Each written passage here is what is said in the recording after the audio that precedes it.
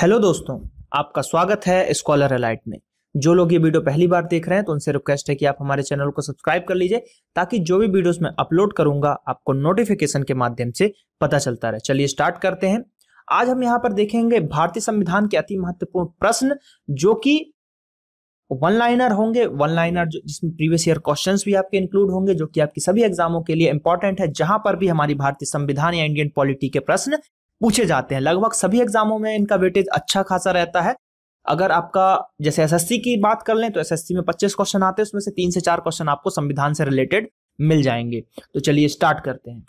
बात करें यहाँ पर तो आज हम जैसे कि पिछले पार्ट में हमने राष्ट्रपति उपराष्ट्रपति के बारे में देखा था, तो आज हम यहाँ पर संसद के बारे में भी देखेंगे, राज्यसभा के बारे में देखेंगे, राज्यपाल के बारे में भी देखेंगे, विधेयक वगैरह के बारे में आज हम यहाँ पर चर्चा करेंगे। तो चलिए देखते हैं। पहला पॉइंट हमारे पास है कि राज्यपाल कब तक अपने पद पर बना रह सकता है। यानी कि राज्यपाल, जैसा कि हमने पिछले पार्ट में जाना कि राज्यपाल की नियुक्ति कौन करता है, तो राज्यपाल की नियुक्ति करता है हमारा राष्ट्रपति।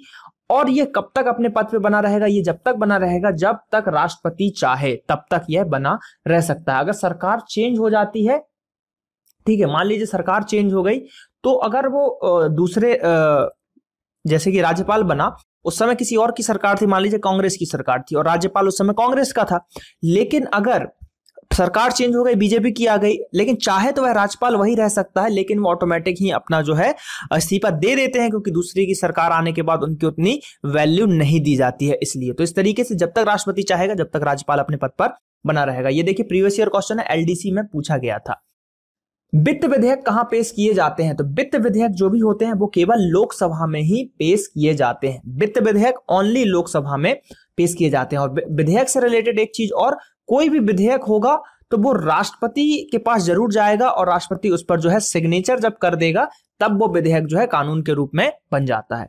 चलिए बात करें अगले क्वेश्चन की। तो प्रथम लोकसभा के अध्यक्ष कौन थे, तो प्रथम थे जीवी मांगलावकर। ठीक है, जीवी मांगलावकर जो कि 1952 से 56 तक रहे।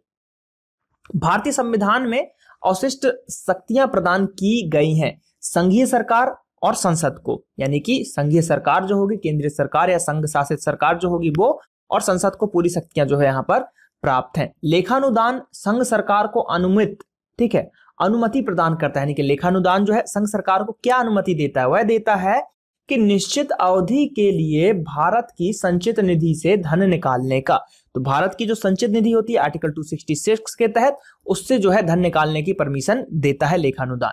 किस प्रस्ताव का संबंध संघीय बजट से है, तो वो है कटौती प्रस्ताव। कटौती प्रस्ताव का जो संबंध है वो संघीय बजट से रिलेटेड है।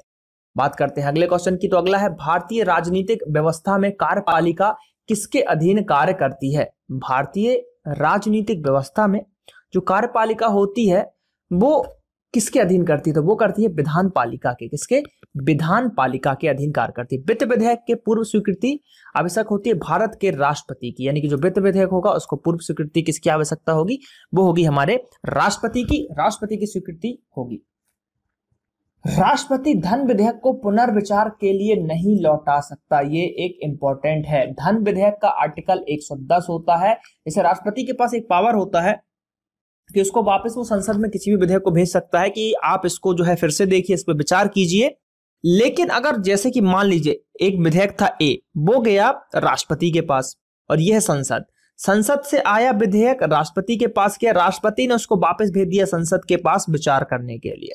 ठीक है, भेजा, समझिएगा इस बात को, विचार करने के लिए भेजा।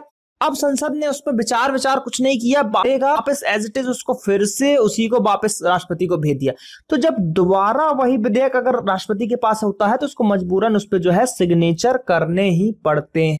अपने साइन वो उस पर करेगा और फिर क्या होगा, सिग्नेचर जैसे ही करेगा तो फिर वो जो है पारित हो जाएगा। तो ये एक प्रक्रिया है, इसमें ये एक इंपॉर्टेंट फैक्ट था जो मैंने बताया। लेकिन धन विधेयक होता है यानी कि आर्टिकल 110 के तहत, अब धन विधेयक अगर राष्ट्रपति के पास जो है गया तो उसको उस पे साइन करने ही पड़ते हैं, वो वापस संसद को नहीं भेज सकता विचार के लिए। तो ये इंपॉर्टेंट है धन विधेयक से रिलेटेड। ठीक है, अगला, कौन सा प्रस्ताव मंत्रिमंडल द्वारा रखा जा सकता है, तो वो है विश्वास प्रस्ताव। शून्यकाल संसदीय व्यवस्था किस देश की देन है, तो वो है भारत की। शून्यकाल संसदीय व्यवस्था है जो कि भारत की देन है। संविधान के किस अनुच्छेद के अंतर्गत धन को रखा गया है? तो वह 110, जैसा कि मैंने अभी आपको बताया, आर्टिकल 110 धन विधेयक से रिलेटेड है। कोई विधेयक धन विधेयक है या नहीं, इस पर अंतिम निर्णय लोकसभा के अध्यक्ष का होता है। यानी कि अगर धन विधेयक वो है कि नहीं है ना, तो इसका निर्णय कौन लेगा? लोकसभा का अध्यक्ष होगा। लोकसभा में पारित धन विधेयक का राज्यसभा द्वारा 14 दिनों के अंदर पारित किया जाना या विचारार्थ भेजा जाना आवश्यक होता है। तो देखिए मेनली क्या है कि मान ली, देखिए सबसे पहले तो जो धन विधेयक होता है उस पर राज्यसभा कोई डिसीजन नहीं ले सकता, जो लेगा लोकसभा लेगा। अब राज्यसभा के पास जाता जरूर है धन विधेयक, लेकिन वो गया तो वो बस उसको देख सकता है, कुछ परिवर्तन नहीं कर सकता, कुछ उसके विपक्ष में बोल नहीं सकता। अगर वो कुछ स्वीकृति नहीं भी देता है तो 14 दिन के बाद ऑटोमेटिक धन विधेयक पास हो जाएगा। ऐसा धन विधेयक का जो है रूल है। अब धन विधेयक राष्ट्रपति की सहमति से लोकसभा में पेश किया जाता है, अनुच्छेद 110। बराबर वोट पड़ने पर निर्णायक मत कौन देगा? तो अगर कहीं भाई किसी सदन में बराबर वोट पड़ गए, 50-50 हो गया, तो उस समय जो है जो वहां का अध्यक्ष होता है वो जिसको भी दे देगा अपना वोट, तो उसकी जीत हो जाएगी। ठीक है, चलिए। संसद के दोनों सदनों की संयुक्त बैठक को भेजा गया विधेयक का पारित होना। ठीक है, मतलब संसद के दोनों सदन है, उसकी संयुक्त बैठक को भेजा गया विधेयक का पारित होना होता है। कैसे होता है? तो देखिए, उपस्थित सदस्यों के साधारण बहुमत से। ये देखिए स्नातक स्तर में पूछा गया है।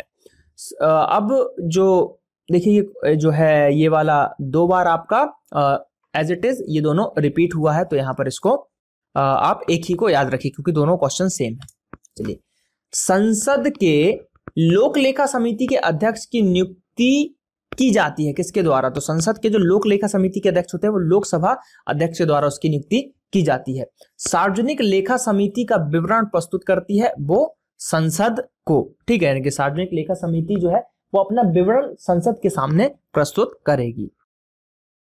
लोकसभा अध्यक्ष को उसके कार्यकाल की समाप्ति के पूर्व पद से हटाया जा सकता है लोकसभा द्वारा इस आशय पर पारित मतलब इस आशय का पारित प्रस्ताव पर। ठीक है, उसके कार्यकाल से पहले भी इसको जो है हटाया जा सकता है।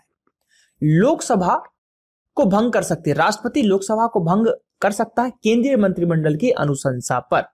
यानी कि देखिए लोकसभा जो है भंग हो जाती है और उसको कौन भंग करेगा? राष्ट्रपति। ये क्वेश्चन बहुत बार पूछा गया है, तो इसको आप आईएमपी मार्क कर लो कि लोकसभा को कौन भंग कर सकता है? तो वो कर सकता है आपका राष्ट्रपति। और केंद्र कब? केंद्रीय मंत्रिमंडल की अनुशंसा पर। सरकारिया आयोग, वेरी आईएमपी। सरकारिया आयोग किससे संबंधित है? केंद्र और राज्यों के संबंध से रिलेटेड है सरकारिया आयोग। कई बार ये क्वेश्चन एग्जामों में आ चुका है।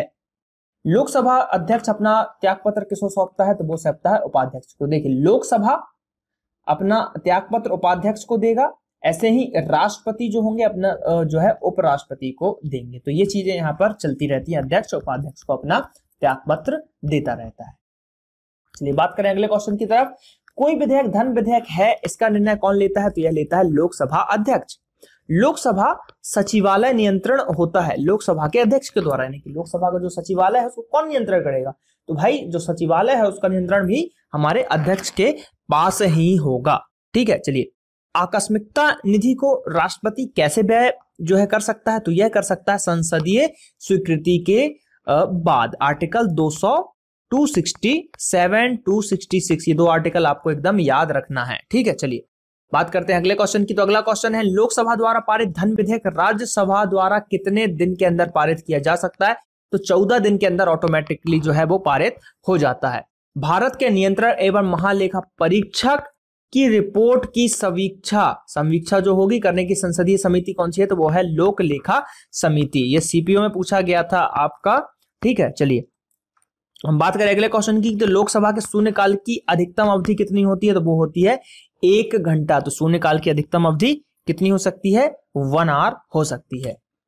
तो यहां पर जो है देखिए क्विक रिवीजन 1 लाइनर का यहां पर पार्ट 5 की समाप्ति होती है। इसके अंतर्गत हमने कुछ इंपॉर्टेंट फैक्ट्स देखे जो कि आपके संसद से रिलेटेड थे, लोकसभा अध्यक्ष से रिलेटेड थे, हमारे राज्यपाल से रिलेटेड थे। इन सब चीजों के बारे में हमने जाना कि किस आर्टिकल के तहत क्या होता है।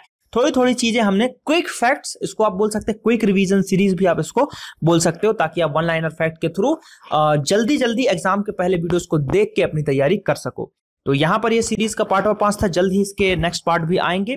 तो अगर आपको वीडियोस अच्छे लग रहे हैं तो लाइक कीजिए वीडियोस पर, कमेंट करके बताइए कि वीडियोस कैसे लग रहे हैं और वीडियो चाहिए कि नहीं चाहिए। और ऐसे ही वीडियो आप लोगों के लिए फ्री ऑफ कॉस्ट आते रहेंगे। चलिए मिलते हैं अगले पार्ट में। धन्यवाद। जय हिंद, जय भारत।